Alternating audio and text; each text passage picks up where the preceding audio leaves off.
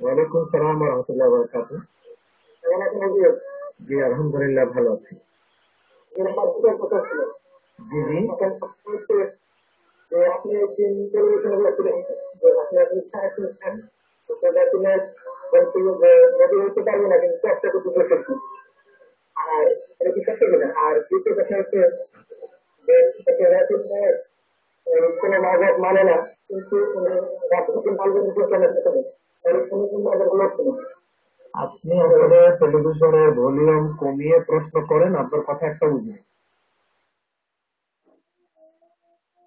হ্যাঁ, একটা বুঝেছি আমি যে ডাক্তার ডাক্তার জাকির নায়েক উনি বলেছিলেন নবী হতে পারবো না, তবে চেষ্টা করা যায়। এ কথাটি সঠিক মানে আমার কানে আমি শুনি।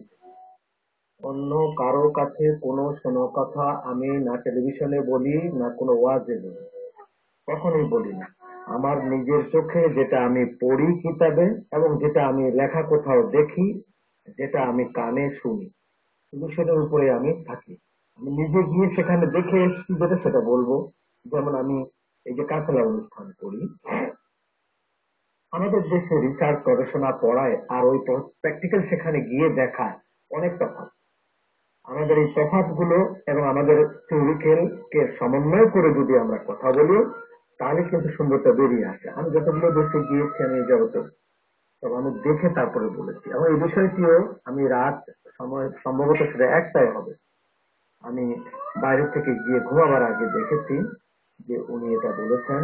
তবে এটা ডাবিং করা বাংলায়, উনি বলতেছেন কোন ভাষায় সেটা আমি জানি না, হয়তো ইংরেজি বাবা উর্দুতে বলছেন, হিন্দিতে, কিন্তু ওটাকে বাংলায় যারা ডাবিং করেছে, বাংলায় ডাবিং করার কথা আমি বাংলায় শুনেছি।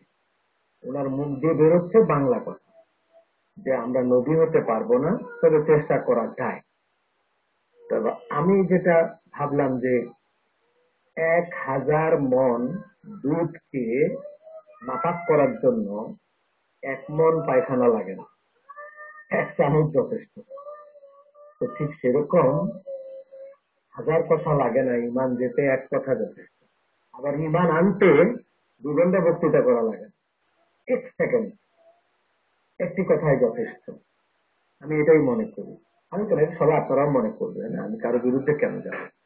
বরং আমি ইসলামের জন্য এই বর্তমান শতাব্দীর সবচেয়ে বড় সহায়ক শক্তি আমি তাকে মনে করেছিলাম।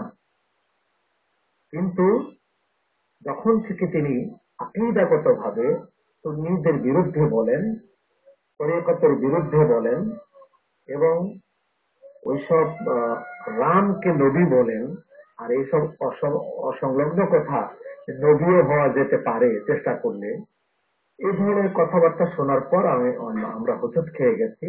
এবং এই সমস্ত কথাবার্তার কারণেই পাকিস্তান ইন্ডিয়াতে অসংখ্য আলেম ওনার বিরুদ্ধে ফতোয়া দিয়েছে, আর আগে দেয়নি।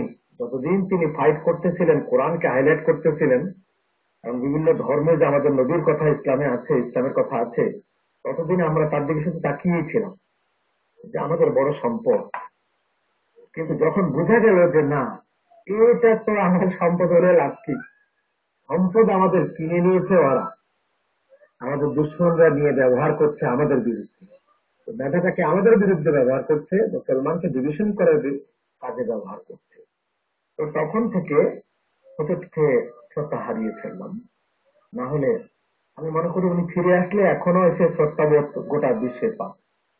ওরে কত দর্শক, তার এটা কোনো গ্রাভিটি, এটা কোনো অহংকারের বিষয় না। কত দর্শক, মিলিয়ন মিলিয়ন দর্শক ওনার, ওগুলো কোনো বিষয় না। দর্শক থাকবে, আমাদের একটি দর্শক কম আছে, আমাদের ভক্ত কম আছে সারা পৃথিবীতে, সেগুলো কোনো বিষয় না।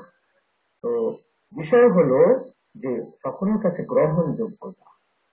তো এটা আবার ফিরে আসবে যদি ওনার আকীদা থেকে উনি ফিরে আসেন। তো এগুলো সাধারণত আসেন যারা একবার রসুল্লাহর সাথে বেয়াদবি করে, তাদের হেদায়েতের কথা বন্ধ হয়, তারা কোনোদিনই হেদায়েত হয় না। ও লানত অবস্থায় আল্লাহ আল্লাহ পাকে লানত তাদের উপরে হয়। এই জিনিসটা একটু আমাদের ভেবে দেখতে হবে। আর